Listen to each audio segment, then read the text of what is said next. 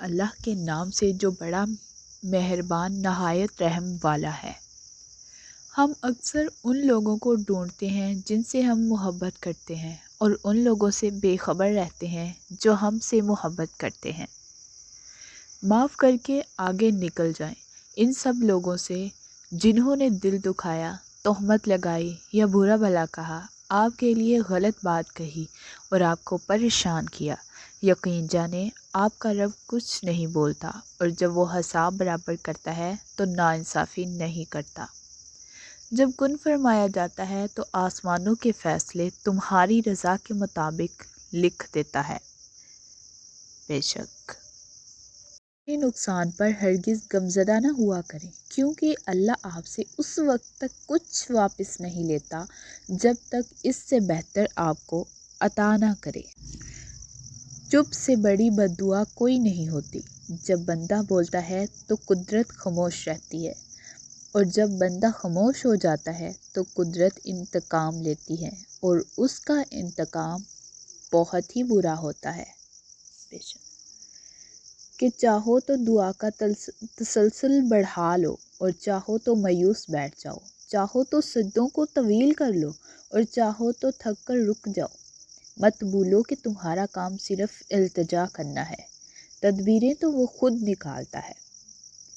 مانگنے کا حق اس نے تمہیں دیا ہے، جب اس نے سورۃ العمران میں فرما دیا ہے کہ دعا پہاڑوں کو بھی ان کی جگہ سے سرکا سکتی ہے، تو قبولیت کا شک تو بنتا ہی نہیں۔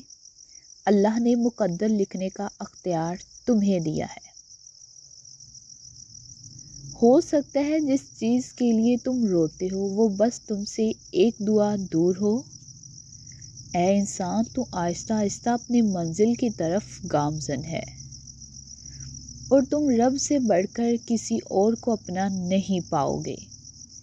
اگر اللہ تمہارے ذہن سے کسی کا خیال نہیں نکال رہا تو وہ اس بات کا اشارہ دے رہا ہے کہ اپنی دعاؤں کا سلسلہ جاری رکھو۔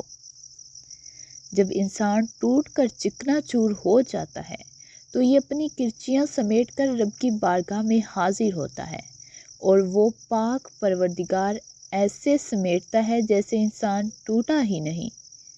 بے شک اللہ تعالیٰ عظیم مصور ہے۔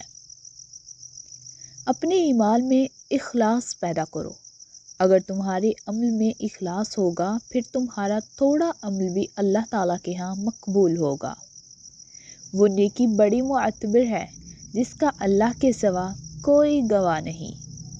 ہمیں پتہ بھی نہیں ہوتا کہ ہمارا رب ہمیں کس کس مقام پہ گرنے سے پہلے تھام لیتا ہے۔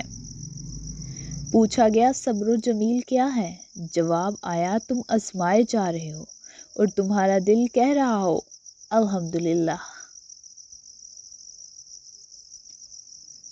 وہ وقت جب اللہ کے مہربان ہونے پر یقین کرنا بہت مشکل ہوتا ہے، انہی لمحوں میں اس کی ذات پر کیا گیا یقین معجزوں کا باعث بنتا ہے۔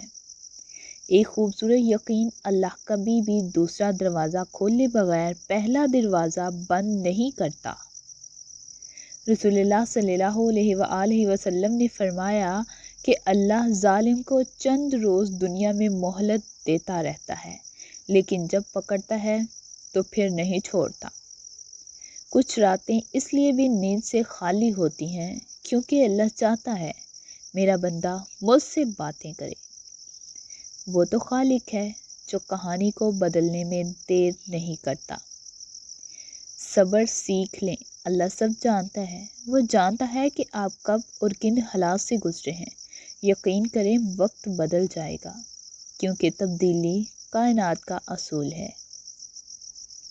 جب انسان اللہ کی پکڑ کو بھول جاتا ہے تو اس کا دل سخت ہو جاتا ہے، اور سخت دل اللہ کے غضب کی نشانی ہے۔ رسول اللہ صلی اللہ علیہ وآلہ وسلم نے فرمایا اگر تم اللہ پر اس طرح بھروسہ کرو جیسے اس پر بھروسہ کرنے کا حق ہے تو وہ تمہیں اس طرح رزق دے گا جیسے پرندوں کو دیتا ہے۔ کسی کو ذلیل کرنے سے پہلے خود ذلیل ہونے کے لیے تیار رہیے، کیونکہ اللہ کا ترازو صرف انصاف تولتا ہے۔ انسان ہر شے کے بغیر رہ سکتا ہے مگر اللہ کی محبت کے بغیر نہیں رہ سکتا۔